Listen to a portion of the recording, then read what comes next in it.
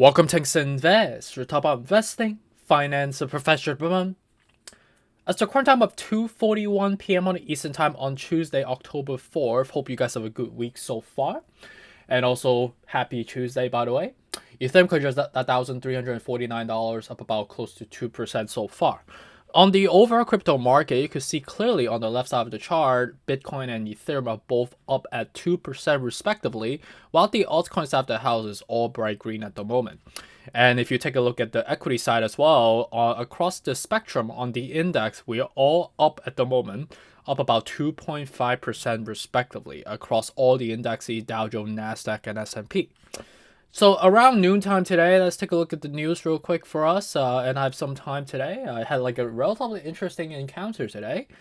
Obviously, in New York, for those that live in New York City, today has been a relatively, wet and rainy day. It's been pouring like 60, 90, 100% throughout the day.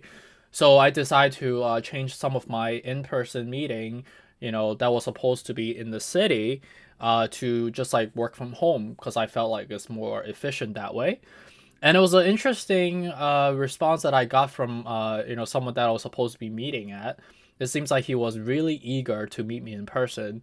So he kept uh, very persistently responding back like, "Oh, I'm here. I'm staying in the rain. I love to meet. I love to meet in person. I hate Zoom and things like that." But I was like, I'm already home. It's probably better for us to take a rain check. And then when I had a meeting with him, obviously on Zoom, he gave me some negative type of I guess how would you say mannerism, and he felt kind of sore about my. It wasn't anything personal, right? I didn't do anything psychologically hindering. It was just it was more efficient or convenient for the both of us. But I guess he really was really looking forward to meeting me. So he kind of felt maybe I disrespect him in any way. I don't know what that really means. But anyways, enough of that BS basically. So with respect to the overall market, you could see that across the news is quite interesting, right? It seems like Elon Musk is trying to, think about buying Twitter again. It seems like he's having a lot of second guess. I don't know how that would really work, right? With respect to the board approval, is he just like kind of dragging it out? I mean, I get it, it's a large purchase, but like, come on, just make a decision already. But I do agree, and I could understand and relate, knowing the fact that we are in the downturn. Maybe we might see more correction coming. So he probably is looking to time the market to buy at a lower level, or maybe he didn't want to buy at the committed level that he has already proposed prior. Remember the deal was like kind of settled a while back, right? So obviously the valuation of Twitter stocks has been damped. And also been hindered so far with respect to the uncertainty on the corporate outlook. So I can understand why that is. And with respect to Amazon, which is obviously a giant that doesn't fall, it seems like they are reportedly freezing the corporate hiring on the retail business front. So that's some ominous type of verbiage that we're seeing. And then some other very ominous verbiage that we see from the job opening. It seems like it's plunged by more than 1.1 million in August. So remember the Feds, right? In addition to fighting inflationary pressure, job number is also critical in terms of how they triangulate and how they make decisions from there.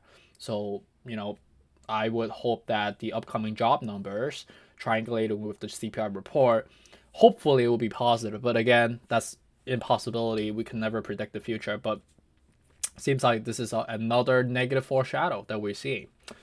And then seems like with respect to some breaking news, Joe Biden, he has approved a $625 million in aid to Kyiv to help support the war that's going on between Ukraine and Russia.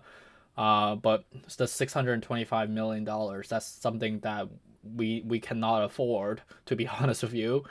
We are already in huge amount of debt, and how do we get to 625? He's basically going to be printing more money, and that will only be counterintuitive and counterproductive to our inflationary pressure that we're still facing, and it's only going to get worse right? He's printing more money, making the problem even more and more severe than it is. But the corporate companies are at the mercies of it, and we are also at the mercies of it. So yeah, so the with respect to overall market being green, this is really if you really read into it, this is not something that is that appetizing if you really understand the dynamics of the situation on a macro perspective. So, all right, so let's just go back into the technical with respect to recording time of approximately 3:45 or 2:45, sorry, p.m. on the Eastern time. Same story, right? Weekly quite bearish, daily quite bearish as well. Monthly looks bullish. So again, right, we should ideally see some bullish pressure months out, but in the meantime, we should ideally see some more correction coming. Bitcoin, with respect to it being at the $20,000 mark, is not a real level, right? The real level is 21,500. So we're not there. So if we don't get there, we we ideally just come back down because of a lack of pressure to push it up. Knowing the fact that 21,500 is technically a support, but it's also a resistance level if we don't get there. And with respect to weekly, you can see that clearly we are still bearish on the weekly. Daily, it is still even more bearish, unfortunately. Okay, and then on the index front, take a look at the SPY, how we're doing, right? Based on the verbiage, hasn't really changed, right? It seems like weekly is still looking quite bullish. Daily looking very bullish, actually. You can see that we're about to form a golden cross, crossing up. And then on a monthly, let's take a look as well. Very bullish as well. So equity size definitely more and more, upside from here in comparisons to crypto, which I guess it makes sense, right? Compared to, the kind of corrections I've been having so far. They've been down 80% so far across many stocks, right? So we're definitely already in a recession.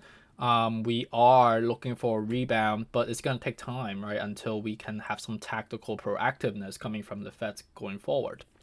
So it is what it is, right? So appreciate you. Have a good day, and I will check you on the next one. Take care.